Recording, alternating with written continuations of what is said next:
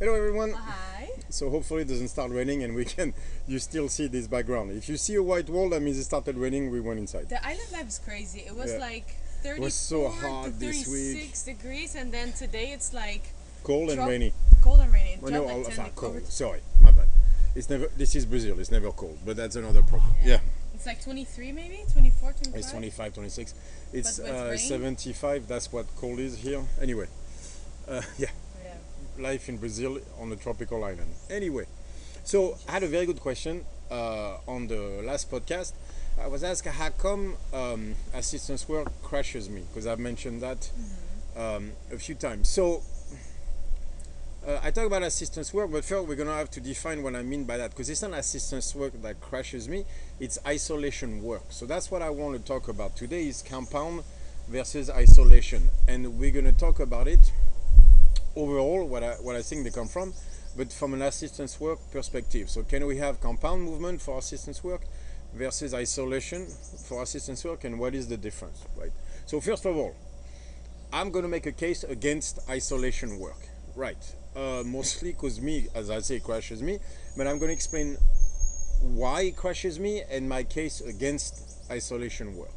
Now, can you do isolation work and be successful? Yes. You had two of my favorite strongmen. Bill Kazmaier was a god of strength, right? And for example, Derek Poundstone. Those were excessively strong bodybuilders. They looked the part too, by the way. But they trained like bodybuilders, just very, very strong ones. Bill Kazmaier trained a bit more like a powerlifter. And obviously Derek Poundstone more like a strongman. He had that Saturday session, but they spent a sizable part of their week doing bodybuilding. So isolation work in that sense, right? Dumbbell curls, all the stuff. Overall, so obviously some individuals can. Overall, I do not believe it to be correct. So I'm just going to use my example, and all of this is my opinion. You're more than welcome to criticize and do not believe I'm right. I'm just to explain to you why I think isolation is wrong. Right. So we're going to go into, first of all, so I want to go back to what I was talking about last week, 2 weeks ago. It's the myotomes, right? So the myotomes aspect, remember, it's a nerve, that leaves the spine and connects muscles in a specific sequence. Tells you they cannot be isolation work, they can only be compound work. Why? Because there is no reason for isolation in nature. Why would you isolate a muscle when a group of muscle will always do a better job? This was the point of the torque chains, is that there's really two types of movement, toward the center or away from it. Because from a functional perspective, from an engineering perspective, isolation is horrible. You put all the stress into one joint, one lever, instead of spreading it across many. And many levers is always stronger than a single one. Does that make sense, right? So it's obvious that from a pure moving perspective, isolation is not the good one. So from a myotome alone, I would say no to isolation. Obviously, you can say yes, but you can target a muscle better, and we're gonna get to that point. From a nervous, so now let's see you want to put assistance work into your training, right? So compound versus isolation. So first of all, let's talk about assistance work. Yes, assistance work can be good, but it can also be a distraction.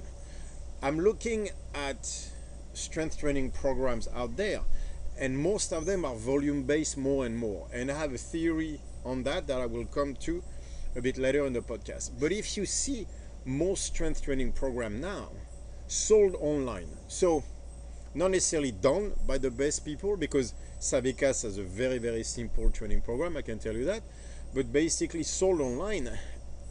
Every time I want to do a Thanos impression, Thanos energy is finite, I want to do an infinity gauntlet, like 50% off your program right away. It's like it's Black Friday, bitch, type of things, massive discount on your program. First of all, can you recover from that? So you do a main movement, it's very taxing, right? Try to do 3 sets of 5 on a deadlift. If you can do anything after that, you're not training hard enough, I'm sorry to tell you. 1 set of 5 at max capacity takes you 30 minutes to recover. Yes. right? And if you can do a max set of 5 on a deadlift, and then this, and then this, and then this, and then this, and then this, then how much energy are you putting into the deadlift, and how you energy are you putting into the rest of the workout? Or are you just basically finishing the workout? Is that what you're doing? You're just following the stuff. But again, Thanos was right. Energy is finite. And you're going to have to recover from that shit. It's not enough to do the work. You have to recover and get better from the work. That's the thing. You have to get something out of it. You have to get something out of it. Otherwise, what is the point? At the end, that's the most important thing, right? Right. Like, because, like, a lot of people, like, God knows I coach a lot, right? And you get more and more of that. And I think it's a cultural problem, honestly, in the West right now. This is how they write the program down. We're going to get to that. But it's almost like a distraction. Your programming is a distraction. You go to the gym for an hour, you do the strength training, yes. and then you do the pump, and then you do this and everything. For an hour, your life doesn't matter, and you have the illusion that what you are doing is leading you somewhere. My question is that true? If that's true, and then you're doing better and better on your programming, that's awesome. But are you? What are the markers? What does success look like? If you're doing 3 sets of deadlift, then some bend over rows, then some stuff, then this, and then you finish with your back workout and everything, it's like, are you Ronnie Coleman yet? Like, is your deadlift going up? It's like, what are we doing? What does success look like? I'm not saying you're not. I'm asking, what does success look like? Yes, and I think it goes also a bit back to also what you said 2 weeks ago, is that training with your head versus training with your That's body. what we're gonna get down. We're gonna go to that. Yes. Exactly. Well, look So, at me. I yes, I look smart on exactly, this podcast. exactly, because that's exactly the Wow, point I want to make. But guys. first, before we get there, and this is my again opinion to you, looking at training right now, coaching a lot of people, having coached, still coaching a lot of people, you are being distracted. You're getting distracted, and you are being distracted. Most of your programs out there do not do much. And I'm Yes. sorry to tell you, but like, is your deadlift going up? You know what I see is I see people getting in CrossFit. They get good at CrossFit now, 2 years mark. Then they get stressed about it because now the real work comes in, and it hurts. I got news for you. Being good at anything is painful. If you want to be really good at something, man, and it takes over your life and everything. So you don't necessarily have to do that. But at some point, the energy you're putting into the workout has to mean something. So most people I see dropping off CrossFit being so stressed 2 years. It's because the first 2 years there was progress. It was new movement. You haven't really trained like that before. You're making great progress. And now you're always reaching that stage where shit got serious. And at the end, people don't go past that because that's not what they want. Because they don't want to work that hard. And I'm all for it. Because most people just want to look good, or at least not bad. You know what I mean? And then, but they're not really that much interested into performance, not high level performance. Yeah. My problem is when you take that programming and you change it to some. Instead of understanding the fact that you just want to look hot, and there's nothing wrong with that, and training someone hard and looking cool on Instagram for your workout, that's awesome. What you cannot tell me is this is performance based, right? Your anxiety comes out of the fact that you were trying to be really good at CrossFit, and when the shit got hard, you switched that to another goal. But that goal is gonna bring the same type of anxiety as the old goal, because you're just switching the goal instead of understanding that you are not willing to make the sacrifices toward performance. And that's fine. That's just not what you want. You don't have to want that. No. You don't have to be everything. That's not true. No. Right? Really So not. you really don't. You can just look good, men or women. You can just look good, go to the gym, train someone hard, have fun, have a community, and that's enough. Whenever you start to go into performance, I want this, I want that, we're going to talk about this, and your head gets in the way, that's going to bring anxiety, because performance costs you. It's going to hurt. Yes. I got news for you. Definitely. It's gonna hurt. And so what you're doing is you're changing the goal to a goal that allows you to train less hard. That's it. So what That's you're what you're basically doing. saying is just don't fool yourself with what Don't fool doing. yourself. You're just creating anxiety because you're training less hard. Your performance is going to drop. That new goal sooner or later is going to be hard. unless you're very new into a sport where there's no one else. I was CrossFit for the longest time. That True. people love to go to regionals because they had a shot at making the games. Yes, that was 8 years ago. So 8 years ago, you got into CrossFit, and within 2 years, boom, you made the games.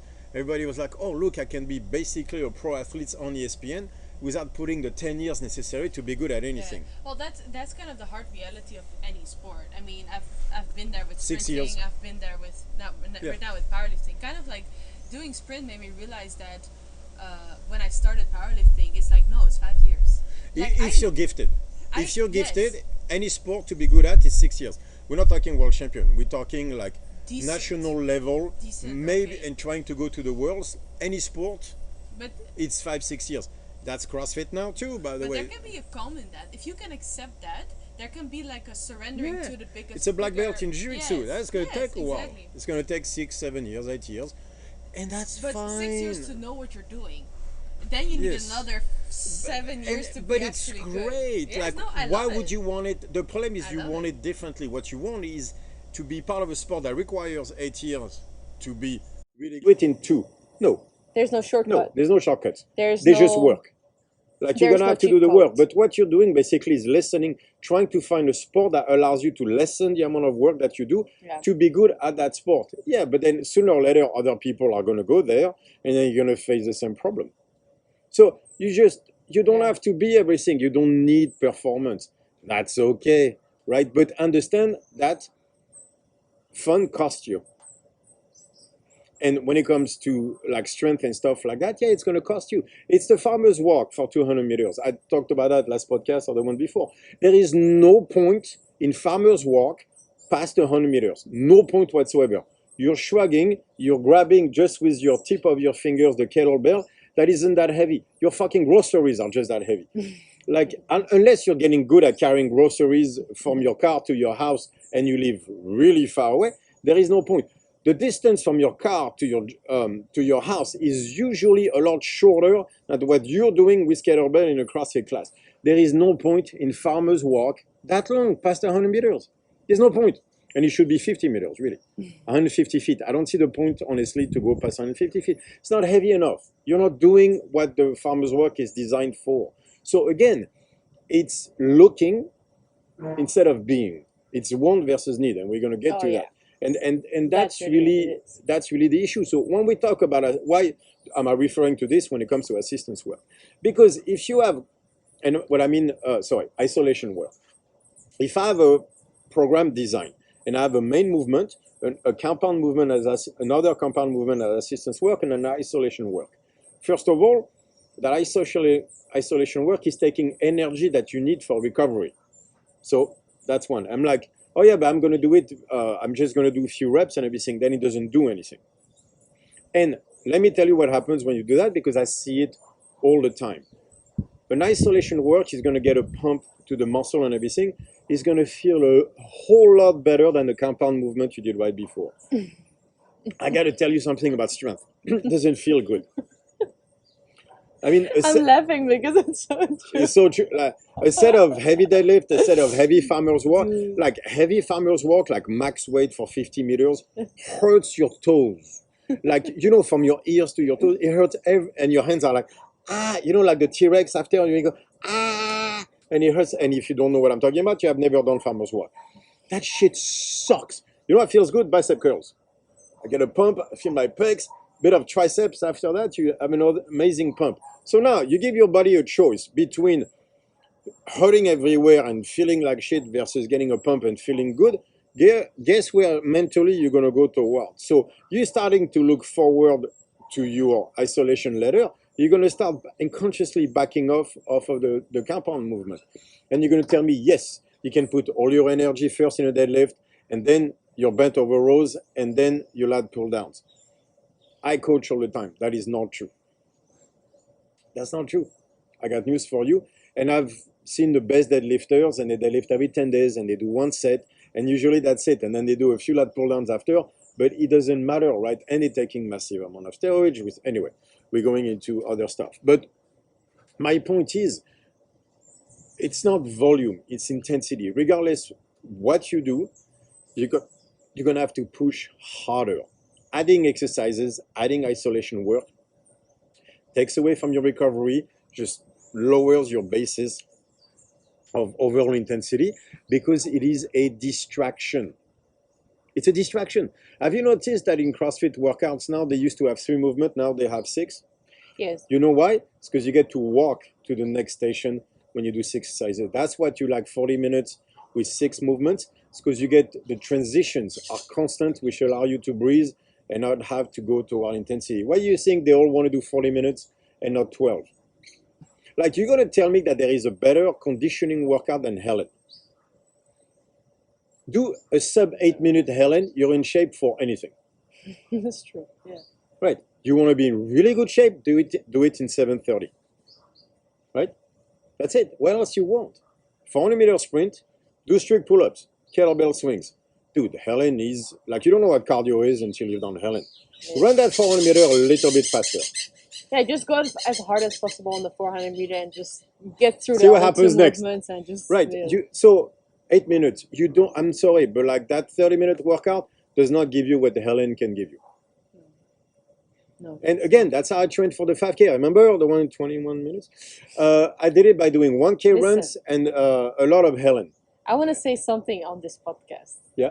I don't really like powerlifting is great, right? I'm gonna go for like heavyweights and all of this, but my main goal in life will still be to fucking beat you on this 5K. You should beat me on the 5K. I'm gonna sign up for one in May, and then if I don't get it, I will sign up again next year. At the time, I weigh like 230, and I'm a 40-year-old strongman, just so you know. Yes, I know, but And I did a 5K in 20 minutes. You're gonna say because you're a man, that's sexist and bullshit. You're a runner. Anyway, I'm a sprint. that's- No. that's a I'm a long sprinter, conversation. not a runner. Those are very two different things. It's like saying you can. Excuses. That's saying you can do Olympic weightlifting. I worked at it. Yes, as you worked at it, but you're not an Olympic weightlifter because you're strong. No, but if I work at it, I get good at it. Yes, okay, but that's the same for me. I can work And I'll at it. beat you at it. I can tell you that. Stop! Just stop! Anyway. Where were So we? where were we exactly? Between husband and wife talk. Anyway, So freaking annoying. she hates that she can't beat me on that 5K. By the way, I'll never do the 5K ever again, just so you all know. But that's another problem. I'm going. Doesn't matter because she's still Listen, gonna have to chase me to Yes, beat me. I So will. there we I go. will probably go in May, and I will go deep. Like, if I'm not like puking, I didn't go hard enough. I agree. I need to give my soul to this I bitch. totally agree. Anyway, so that's about the importance of the assistance work. Can it help? Yes. So for me, assistance work is you do your main movement and you have a compound movement that helps you for your main movement. You know, we said that, Paul Anderson. I think that's as far as we should go, personally. I think we should have the movement that we're trying to get good at and the assistance work, which is a compound movement that will give you the most toward that. So for example, you like triceps, let's get good at floor presses. I can bench and floor press, same workout, different workout, that's another conversation. But I can totally see, I'm going to bench press to work to make sure I have the technical skill and do that, and do a tricep heavy exercise after that. Like for you, it can be dips with weight. For some, it'll be incline, depending if they to teach them to use their legs or not, like whatever, depending on the movement, stuff like that, right? That, yes, that tricep extension you do after with your elbows locked that targets the tricep, yes, it's giving you a pump. No, it's not making your tricep that much bigger. No, if you do it in the GM press, because then there's elbow movement, we're staying within the movement we're trying to get better at. And that's really the point I'm trying to make. While like compound movement is, to me, based on the myotomes, is we have to do movements that mimic the movement we're trying to get good at. Deadlift, I like stiff leg deadlifts, right? Because it's kind of the same thing. You can have squats, box squats, Anderson squats with the same. GM press, it's still the elbows moving in, just like it's just a narrow grip, basically. But the GM squat, even tricep extension, GM press, the elbows move in. It is the same movement as the bench. Whereas if you start to do tricep extension with your elbows locked, now it's a different thing. And again, there is no point in doing that movement in nature. We are not built for it. Mm-hmm. That's why I think compound over isolation. Yeah. So, just because I'm assuming that people have the question, I obviously know the answer, but I'll advocate as the devil's advocate. Yep. So, what is the point of the hundreds why do you like to separate them, and what is the purpose of that? And also, for example, for people who follow the template, sometimes we'll warm up with some movements. Right. So tell me about that. Yeah. So the point of the hundreds was just to have more reps so that you can grease the pattern that maybe, so the issue on the fives, while I'm going very heavy, is you do as you need to do. When the weight gets heavy, you're just pulling it. Like you're not gonna necessarily follow the pattern. That might lead you to specific imbalances. Like for example, you deadlift with a mixed grip, right? So one shoulder turn, the other one doesn't. At max weight, it's gonna lead to certain issues, right? So I want to correct that. So I could do it on let's say like on another compound movement, right? Or I could just, for example, warm up doing the hundreds or doing that, making sure I balance the body. Now, that being said, we can do the hundreds in order to balance things. There's a danger to that I'm going to explain, by the way, when it comes to the hundreds. But the fact also is that still doesn't mean you should do it in isolation. Okay. So for example, yes. I love push-up with weighted push-ups. I put just weight or Janine on my back, right? But the way I do it is I do my hand about shoulder wide, in a diamond shape with my fingers, right? So the inside of my hand facing each other, because basically what it is, it's exactly the same movement as a GM press. And I bring my basically my throat to my hands. That's actually exactly the movement of a GM press, and they actually teach you to turn your hand so that the bar goes across. So I mimic that with a weighted push-ups. I could do 4 sets of 25. That's still a GM press. That's still a compound movement. It's not an isolation movement. What I don't want to do is my elbows locked in and just doing this back like extension. Back extension push-ups, because then outside of getting a pump, it doesn't really do anything for the movement. So let's say my shoulders are not happy, or I bench like super wide. I could go a little bit narrow and doing like 4 sets of 25 in that GM press movement, just so I can groove that movement. Because, for example, that would be interesting to do if you're too shoulder or pec dependent. You move your shoulders all day long to grab something to do that. So it's always shoulder, shoulder, shoulder, shoulder. You'll notice people when they strict press in CrossFit, the first thing they do is they drift their elbows up. You know what they're doing? They're doing a side delt raise. And then they go triceps. The reason they're doing that is because that's all they use all day. And when they snatch and everything, is shoulder, shoulder, shoulder. So when it comes down to bench pressing, they're naturally going to do the shoulder first because they're used to it. So whereas what I want you to initiate with is the triceps. So I'm going to have to connect your triceps to your brain type of thing. So the hundreds are for that. But if you do hundreds on the shoulders, all you're doing is using your shoulders more toward everything. And that's going to be a really bad idea when it comes to bench pressing. So you have to also be careful with which movement patterns you're activating 100%. On assistance work, right? 100%. And that brings us to the second point I wanted to make about assistance work, the danger of that. Choosing which movement pattern you want to activate. Because what if you're wrong? That's the want versus need, right? And that's really the case I want to make against isolation and toward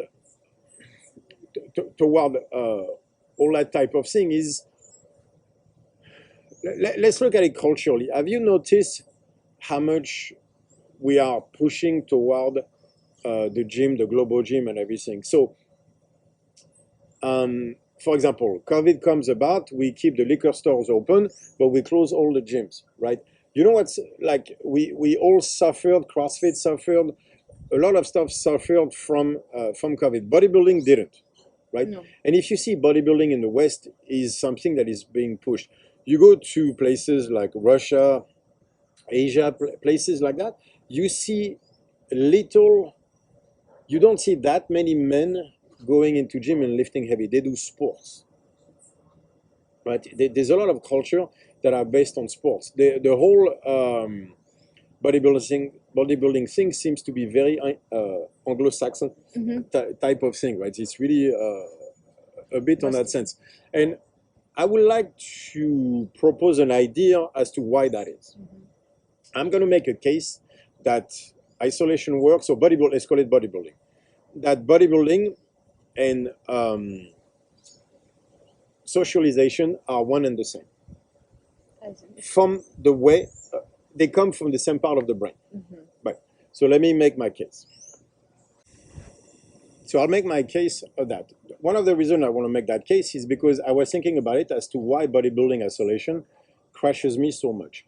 I believe it's because that bodybuilding stuff, as assistants work in isolation, is false socialization. It comes from the same place as socialization.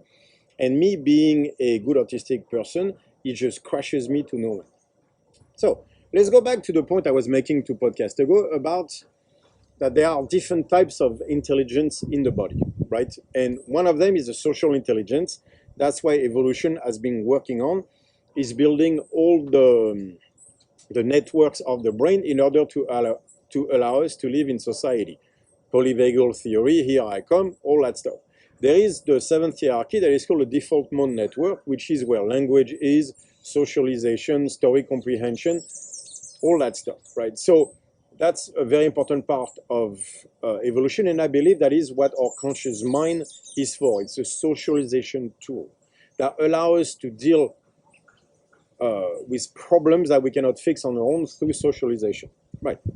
So a lot of the default mode network is story comprehension, is language comprehension, is actually a lot of that socialization. But if you see, really, it's, in that sense of the conscious mind, it's the want part.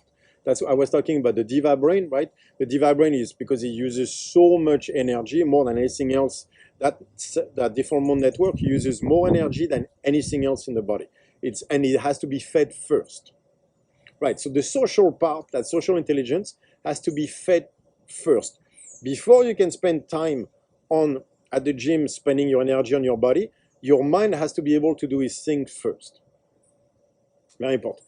It's the center of the want of the body. Right.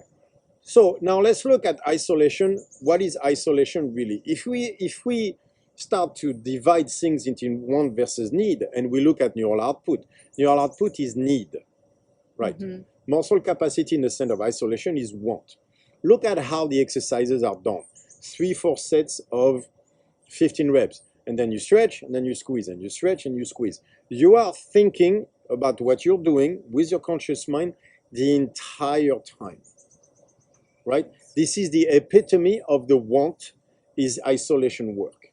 Because you're doing it that is based on a movement that is not, they say functional fitness.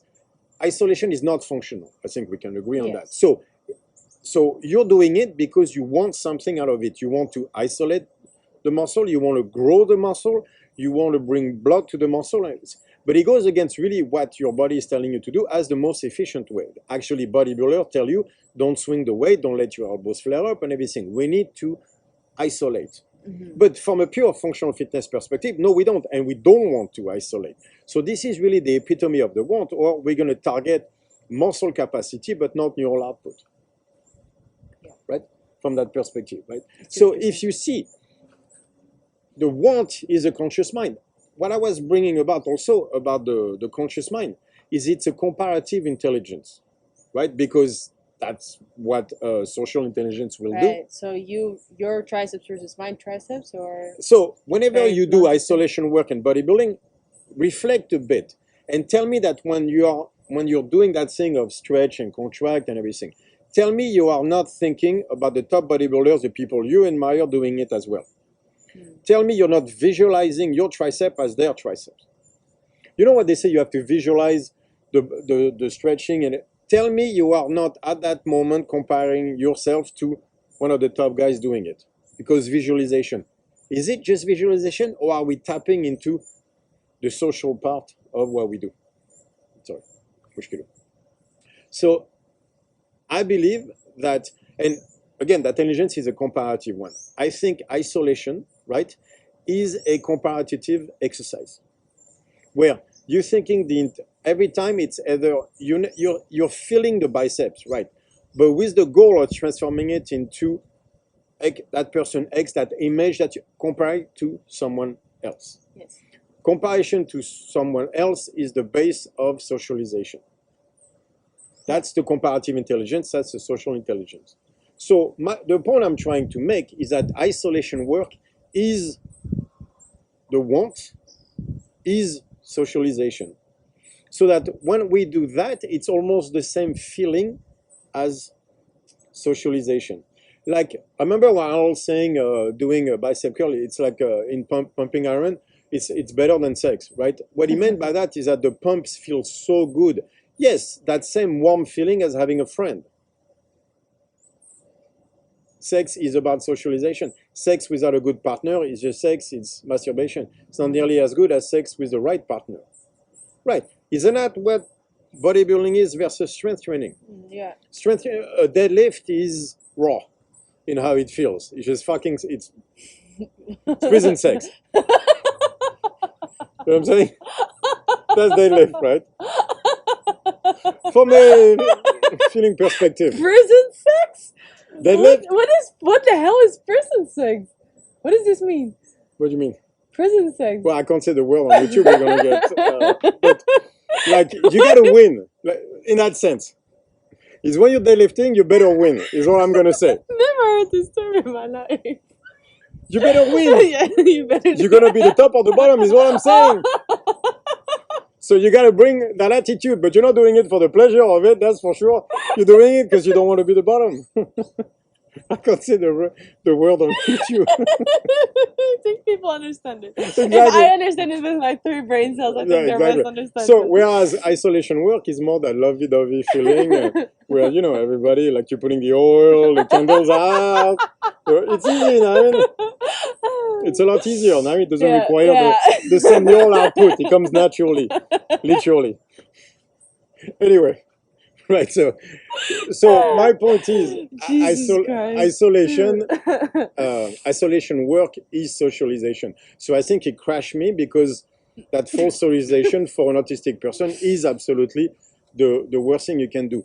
What I found that was interesting about that idea is, let's say for a second I'm correct, and I might be completely wrong as usual, but let's say for a second I'm correct.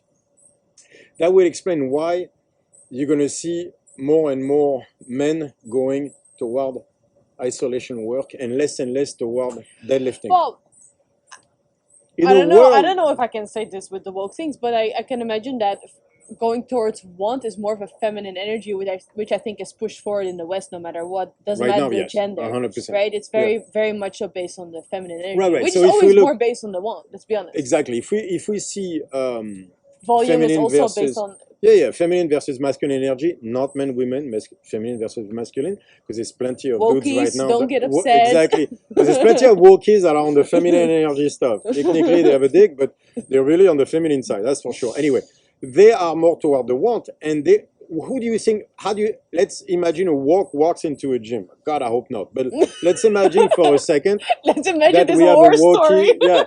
with his fucking blue hair going into a gym. The spectrum. Anyway, he's not going to do strongman, that's for sure. But you can see him on the tricep extension machine doing sets of 50, not putting any energy in it. But in a way, I think it's, but I also wonder, and then that's just me going off the rail, but I also wonder if then doing those exercises doesn't replace socialization. Could be. Because, at some point, like, there was, like, fighting the peck, is it emotional mapping? Mm-hmm.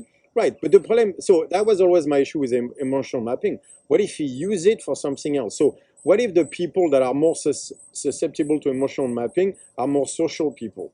Could be, yeah. Right, so the problem with that is, instead of fixing your social life or your socialization, which is today's world is hard, right?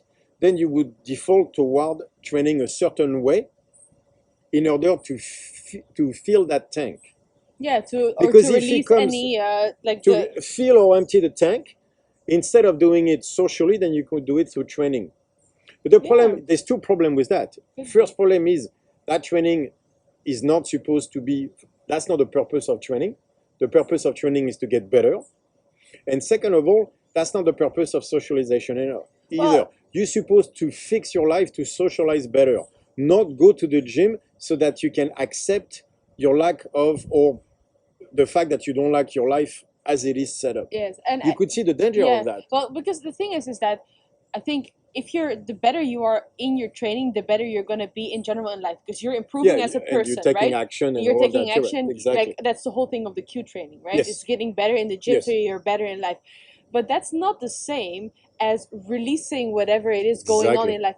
Plus, if you go into the gym with that idea, where does it stop? And I think that's basically where you know which one is which one is right or wrong. Because if you know better, there's always an idea or a plan. It doesn't even matter if that goal doesn't have to directly relate to your life. Like, I know if my deadlift is going to be higher somewhere around that route, I'm going to become a better person because I need to conquer certain things. Because you need to become a better person to deadlift more, which was the point. You need to become the person who deadlifts 200 kilos. I really love that sentence. But if you go into the gym like, I'm going to feel better, there is no So let's imagine if you do not like the way your life is set up, and then you find a way to train in the gym that allows you to put that frustration, to empty the tank of frustration into that. And people will be like, well, that feels amazing. That feels amazing one time. But over time, you're going to use it as a way to discharge the frustration instead of fixing your life. And so again, sometimes there's also certain things in your life that at that moment you cannot fix. And which is, I think, then very hard to face if you are not going that other route. Right? What if there's part of things that you face in life that you just cannot change? Right, exactly. Not everything has to be fixed also. The world is bigger than you, and not everything has to be fixed. Sometimes you have to accept that the world will not do what you want. And that's honestly, I think... And then the only way out of this is to get better at being you, right? At whatever it is that you do, so that you can build an environment around you that is more resilient to the pressure of the world, knowing that the world will always win. But you're not going to get like 100% that way. Like that idea that you're not going to have anxiety, for example, is ridiculous. Right. Anxiety is built in, and if you're an anxious person, it's doubly built in, and you will never escape it. But that's okay, because we can use that anxiety toward positive things. It's not a matter of I'm anxious or not. Is am I using it positively or negatively? So it's a little bit the same thing. If we go isolation is socialization, then first of all, you can see as the West the way it is right now, where socialization is an issue. We are very divided. It's blue versus red. It's woke versus everybody versus sane people. There's a divide. But I hear a lot of toxic masculinity in you today. 100%. I'm 100%. Love it. Yes, exactly. That's what we married. Anyway, she's more toxic masculine. I'm so freaking toxic masculine. That's insane. Whatever word that is. Whatever insane that is. But the biggest issue we have when it comes to socialization is men versus women. Like like right now, it's a disaster. I don't know why people are not freaking out at how bad the relationship between men and women are in the West. We live in Brazil. Like, it's fascinating whenever we go to the US every time to see the divide between the two. Like, the behavior between the two sexes is crazy. I think also, like, for example, like, I'm Dutch, right? So I grew up in that very, I would not say, like, in a progressive way. I definitely grew up around that time. And that idea of, like, things needing to be good, or that there's, like, that there's an idea of that life is supposed to feel good. When we moved here and you see the reality of nature here all the time, at some point you accept that, no, life is not simple. No, and in that honestly, sense of, like, life is Elden Ring. Everything tries to kill you. Yes, that's actually real life. We live in a society where we're very, very safe. Yeah, because you feel safe. But that's not most of the world. Life is. And so I think, in the West, they all forget that because they're never in danger. But the problem with this is we're getting to a stage where everything is upside down, in the sense of you don't want to change your life, you want to feel better about it. And I think isolation allows to vent, to empty the tank of improper socialization. Or at least from a big system perspective, that's what I see. So I think that's why I'm crashing, is because I don't do that fake socialization. So every time it brings a certain energy, like the want versus need, that is a disaster. Whenever I fall into the want, my biggest problem with the want is like, what does success look like? Yeah. It's a diva brain. There is no end. Whenever you go into isolation and then everything is like, what is enough? Look at bodybuilders. You're never big enough. You're never lean enough. It's never enough. And in a way, I would even argue that training to look good, like, for example, I would never be able to train to look good. Like, I need to look good and train, but I would never be able to train to look good, because to me, I would get so obsessive, and I would get myself into some type of disorder for sure. No, drugs would follow, because sooner or later you're going to have to go there. It's just never good enough, right? That's the problem with volume, is what does success look like with volume? More. Always. Like, that's the thing with volume, is you will never be satisfied with your 3 sets of 15. It's because you're not going to go more weight because that's performance. You're going to go more volume. Yeah, because that's the want. Which is why I think you see all those doctors and lawyers, they love the marathon, they love that stuff because it's more. They used to go marathon, then they go ultra marathon, then it's always more, training more hours, more volume, because it's enduring. It's the want. It's that idea that the head controls the body.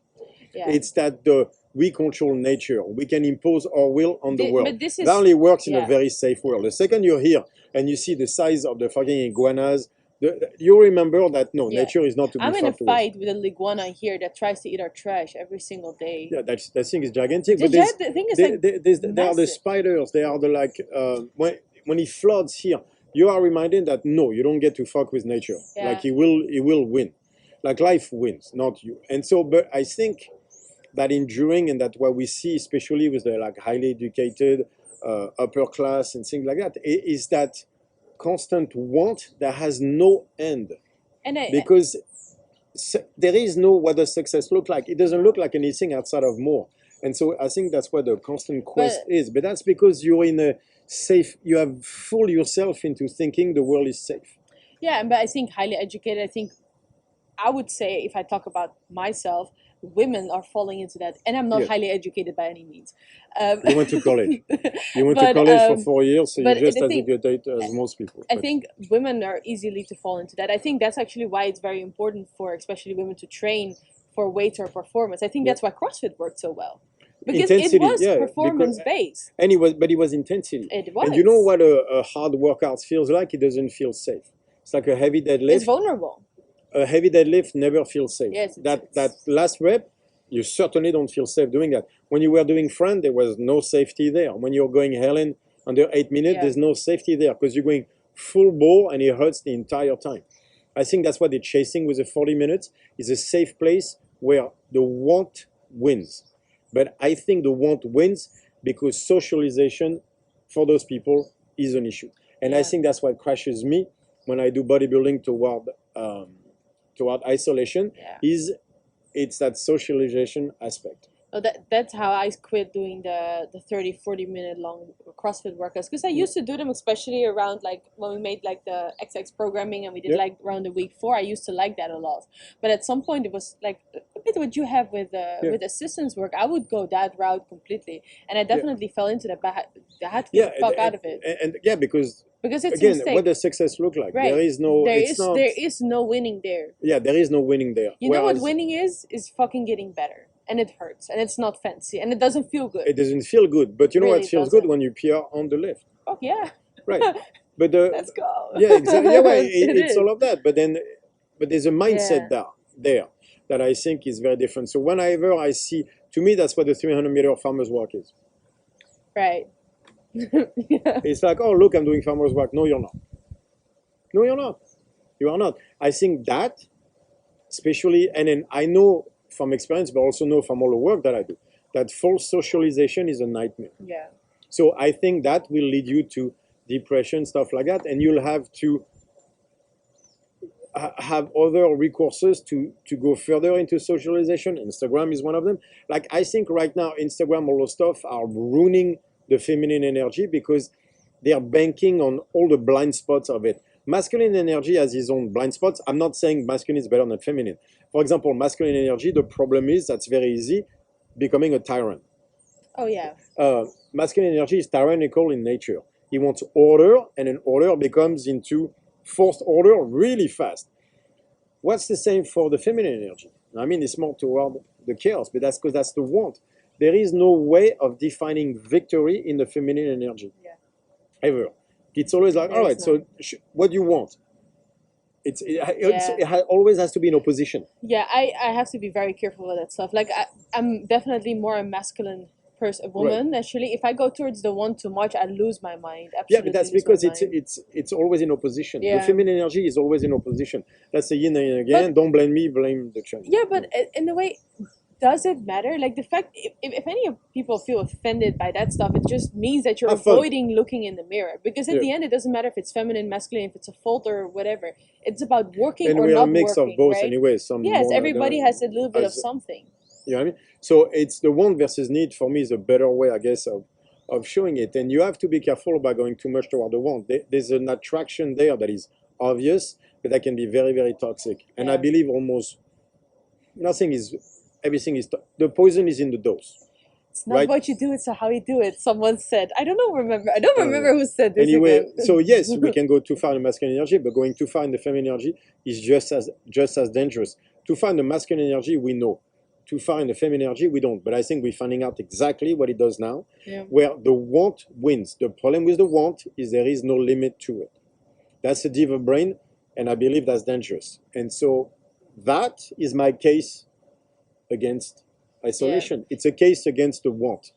I think performance is needed, intensity is needed. So there are different way of measuring performance, right? But at some point we have to have markers for you, for your own sake, where it's like, I want to become this, and then we work toward that, because it's to set up the proper constraints. That's why it matters. Because it's not, what matters is not the destination, it's a journey there, right? But there has to be a destination.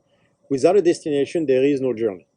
Well, it's like getting your first muscle up and all of those things. Those were great markers. Those are still good markers to have. Like, even if it's as long as you don't get hurt, yeah, if you do it correctly. If you do it correctly.